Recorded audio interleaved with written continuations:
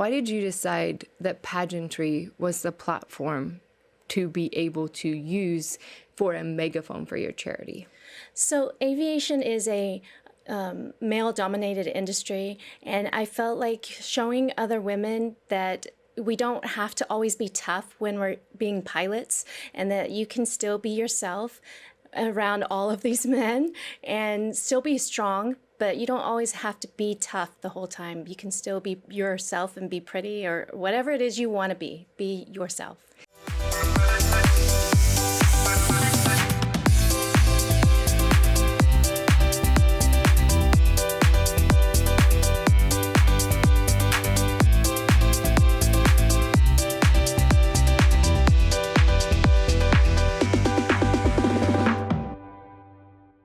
Hey everyone, thank you so much for joining us on Access Las Vegas. Today we have another special episode where I get to interview the newly crowned United States Queens.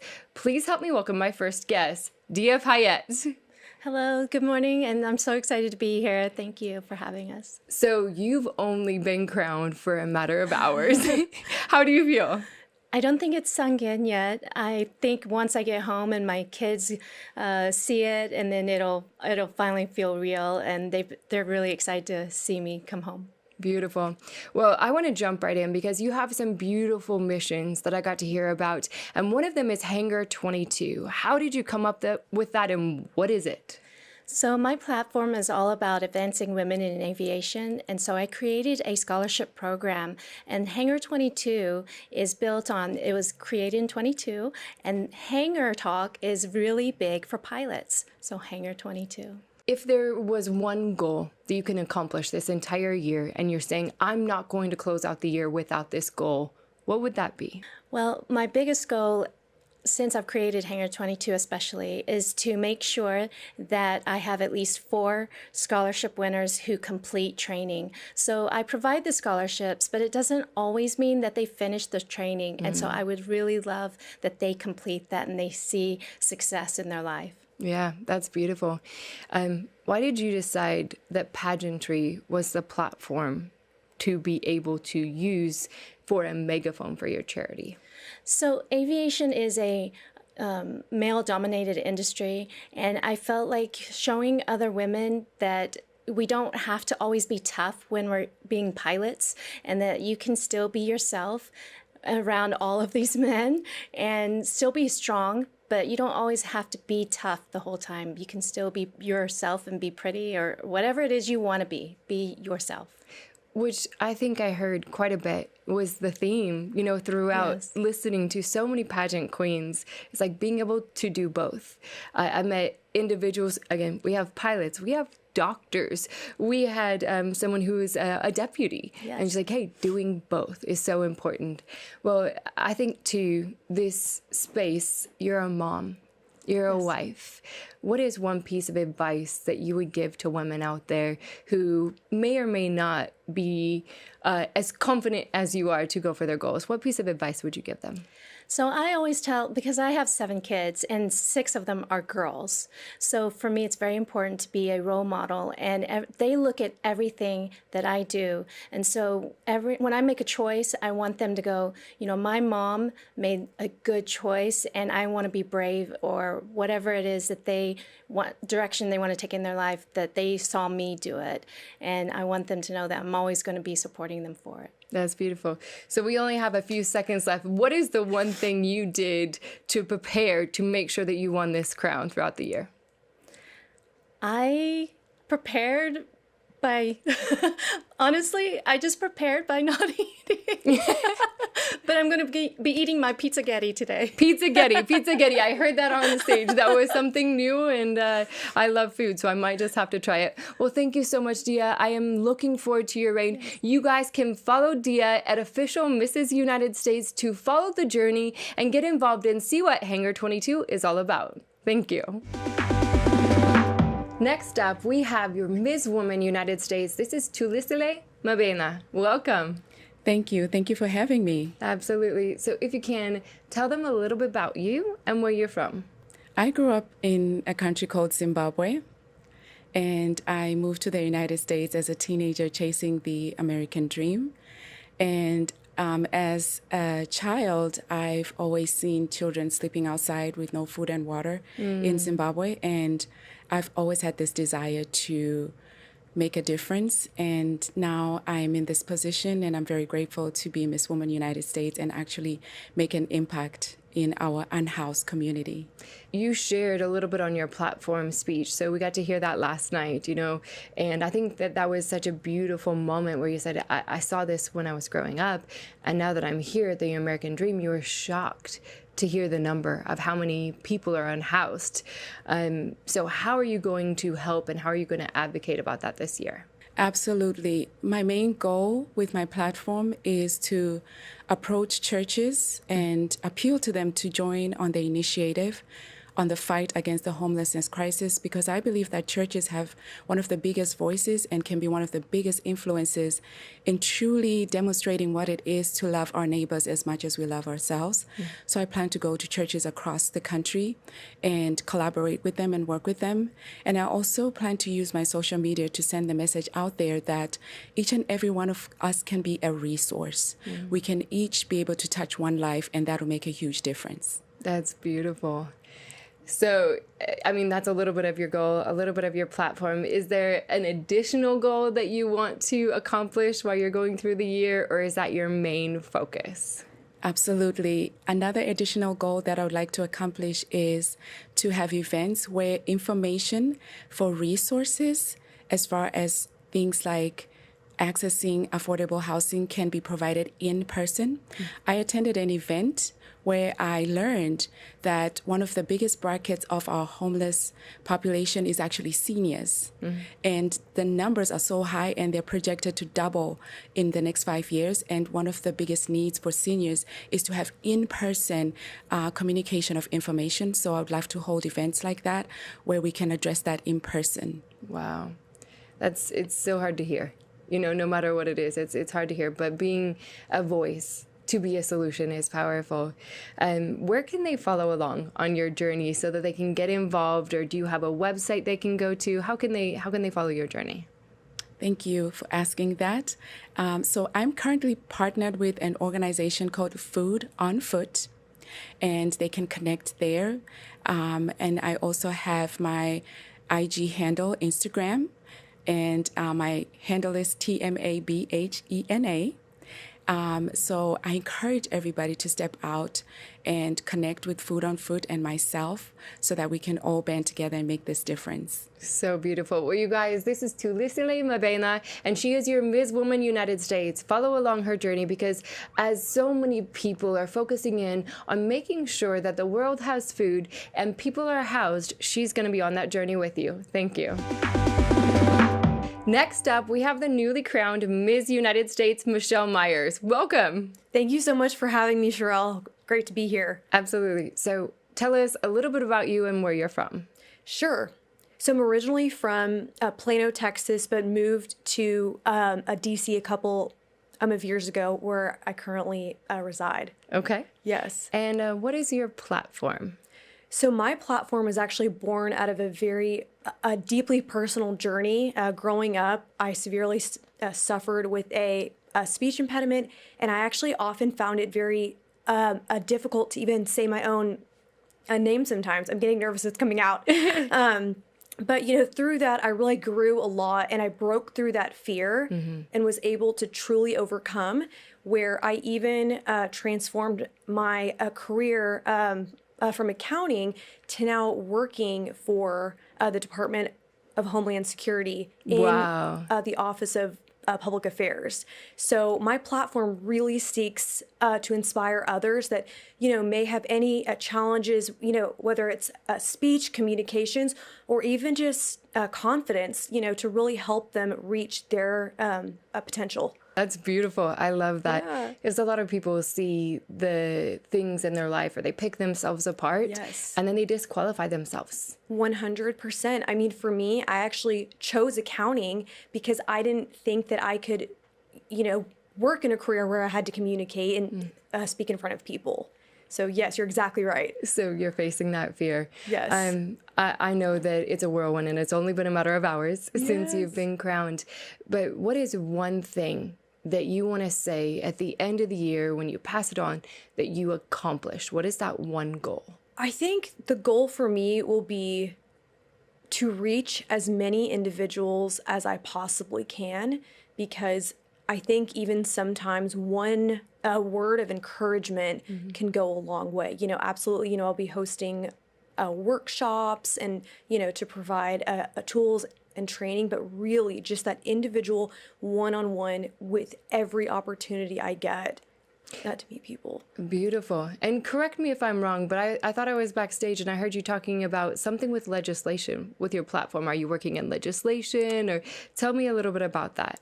So I worked on Capitol Hill for a few years. I was a communications director currently in the Department of Homeland Security. So it's a huge part of my life now, working in comms. I'm very comfortable here, but I'm actually usually behind camera setting these up. So yeah, no legislation as of yet, just more service after hours. What piece of advice would you give women considering running or competing for a pageant, or if it's another goal that they have, what piece of advice would you give them? The piece of advice I would give them would be to turn your challenges into your greatest strengths. And what I mean by that, I know it's kind of a cliche saying, but when you do overcome a challenge, it really takes you so much further than even your own natural talent, because it's within your heart and it's so deep, and you show yourself that you truly can achieve. And I think that really just propels you to continue on in success. Beautiful. Well, thank you so much, Michelle, thank you for having joining me. us. Thank Absolutely. you so much. We'll follow along on her journey on Ms. United States. On today's health tip with Access Las Vegas, yet another biblical biohack. You can actually find this in Proverbs 18:21. Something so powerful about this verse, it says there is life and death in the power of the tongue. Well, science actually backs that up. You can speak over water and then freeze it, and watch when you speak negatively, it actually turns into this fractured and ugly crystallization. But if you speak positive, if you speak life into this water, it changes into these beautiful snowflakes. Our bodies are made up of at least 70% water. Imagine what can happen when we start speaking positive over our lives. We speak the scripture, we speak the word of God and life over every situation, even if it seems hopeless. So I challenge you guys this week to start speaking life over every situation. Speak a word from God. Speak a verse and watch things change. Next up, we have the beautiful Madison Hickman, Miss United States. Hi. How are you feeling? I'm still in shock, I think. I don't think it's settled in yet, so I'm still adjusting. Perfect. Well, tell everyone a little bit about where you're from and who you are. I am Madison Hickman. I am from San Antonio, Texas. Right now I'm going to school at Texas A&M University Corpus Christi. Go Islanders. And I'm getting my degree in psychology and my minor in communication. Oh, wow. Okay. And what mission or platform did you choose to advocate for this year? My whole platform is based in dyslexia awareness and advocacy. As someone who is dyslexic myself, I know firsthand the struggles that come with being dyslexic and the kinds of challenges that you face in the K-12 system. And so I wrote an entire book to help early elementary age kids and their parents and educators, give them the tools to last beyond the K-12 system, so they have the confidence in themselves to be more confident in their reading abilities through life. Wow. That's amazing. So you took something that was a challenge in your life that you really didn't feel there were resources out there to help you, right? Well, any resources that were out there, like any specialized tutoring or books, were ridiculously expensive. And I was raised by a single mother who could barely afford to keep our lights on as it was. And I know that if she had an affordable resource to help me, she would have jumped on that opportunity. So I didn't only want to bring a resource, I wanted to make sure that it was affordable so that it was accessible to everybody. Yeah, that's beautiful. Thank you. So, just as far as goals, obviously you're in school, you have lots of things going on, but what is your goal for this year? My biggest goal is to not just disperse this one workbook, but to create as many as I can. My plan is to launch a foundation called Dyslexic Not Damaged, inspired by my own story where my third grade teacher said that I was damaged for just the possibility of having dyslexia, not even advocating for me to get tested. So I want to help kids realize that they are not damaged because they are dyslexic. It just means that they're a little different. I want to raise money to fund later in life research, as well as start a scholarship fund for high school students going into college. That's so powerful. And it just reminds me of how powerful our words are. Yes. And, you know, there is life and death in the power of the tongue. And you heard something from a teacher, you know, that could be scarring. If they didn't have the response that you had to take that as fuel, it could cause them to go down a completely different trajectory. 100%. That's why I think it's so important that parents be involved in advocating for their kids as well. Because if it wasn't for my mom, I don't know where I would be now or how I would advocate for myself without her setting that example for me. That's beautiful. And we only have a few seconds left. So what's one piece of advice that you want to share with everyone watching? Believe in yourself and don't listen to anyone's opinions but your own. Your opinion of yourself is the only one that matters, and everyone else is just in the background. That's so beautiful. Well, thank you so much for joining us. She is Miss United States. I don't know if you guys have ever watched Miss Congeniality, but she's beauty and she's grace. She's Miss United States, so follow her journey.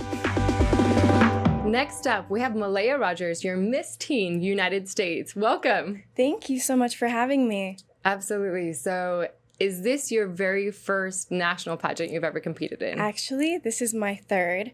Same system, of course, but I was previously Miss Preteen United States. Okay. Yeah. And so on this journey, what would you say has been the most powerful thing for you in pageantry in general? The most powerful notion I would feel is just the notion of helping others, helping inspire others to be different, be the change that they wish to see in the world. Okay. And in that change, because obviously it needs to be tangible, what is it that's your platform and what is it that you're doing? So my platform is I Can Foundations. I Can stands for Inspiring Children Across the Nation.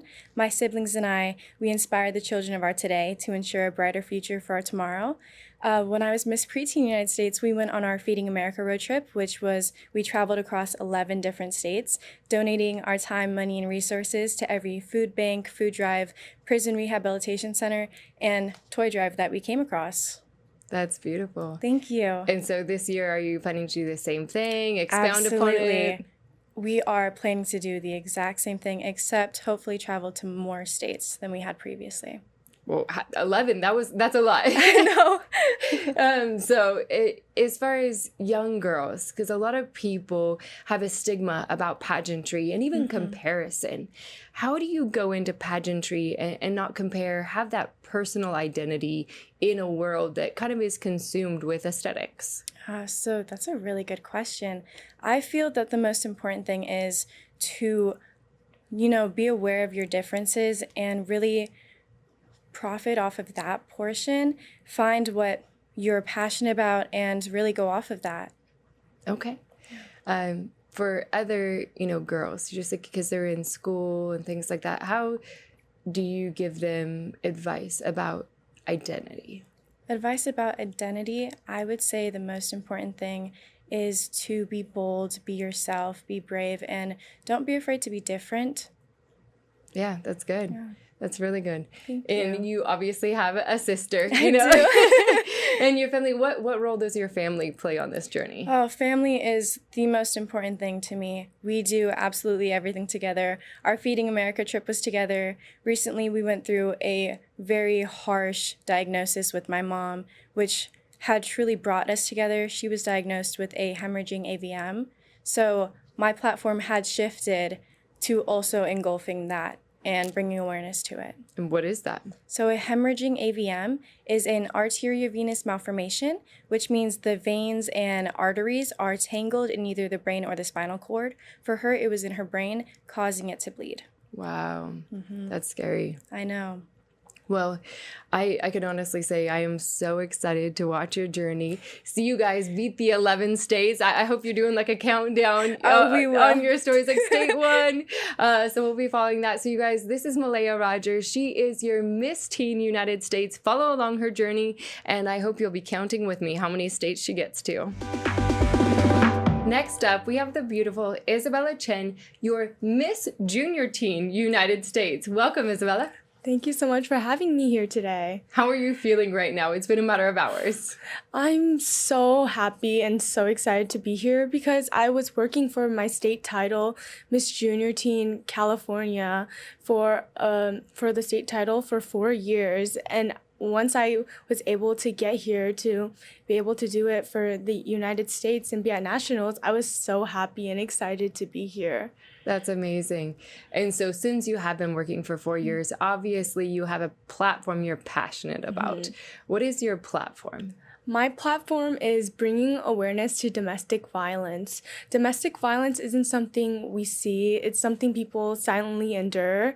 Over 10 million people in the United States experience domestic violence, and those are only the reported cases. Imagine how many more there are and how much higher these numbers may be. Yeah, and so why did you choose that platform?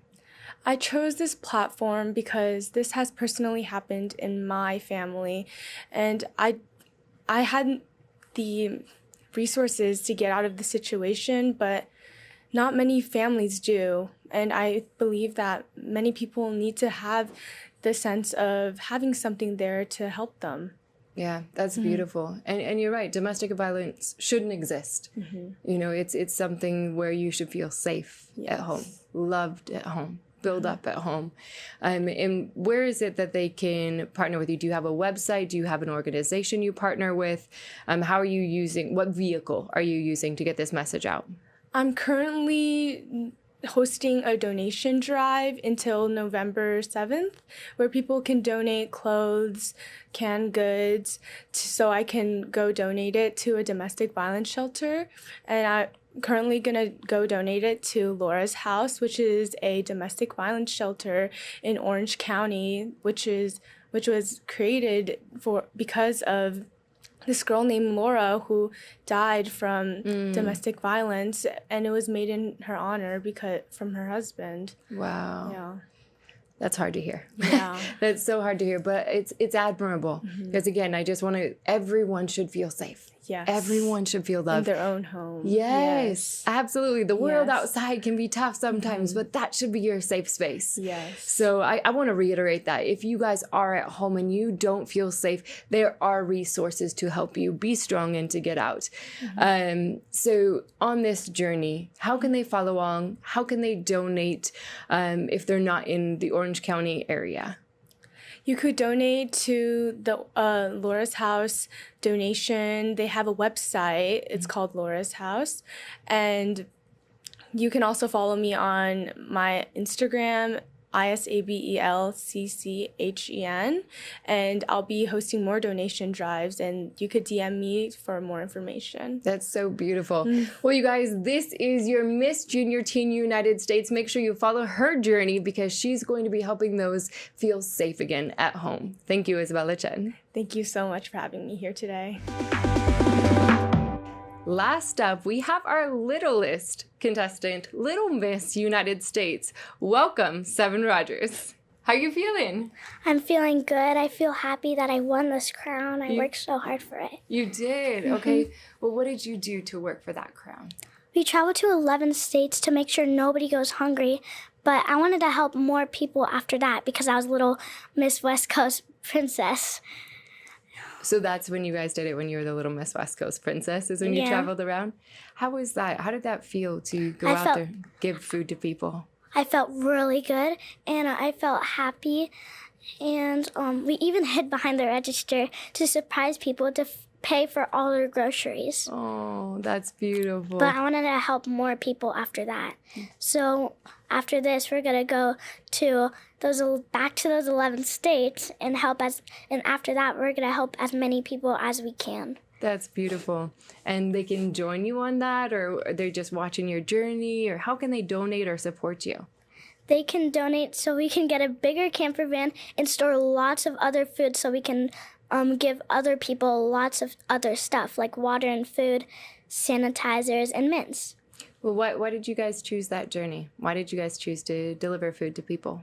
We choose to deliver food to people because I was born and raised in a family where we help others. When we help others, if someone sees someone helping others, they feel good, and also the other people that watch, they feel better. Mm-hmm. Absolutely. And I think growing up, it is so important to have these words or these goals or just words that describe themselves so that they can be empowered and speak that over their lives. Do you have a couple of words that you speak over your life? What are kind of like a couple words or that you use to describe yourself that helps with your confidence or helps you with your identity as you go along the journey of life? 3 words that best describe me is different, inspiring, and benevolent. Different because I'm so different than everyone else. I'm made of 26 different countries.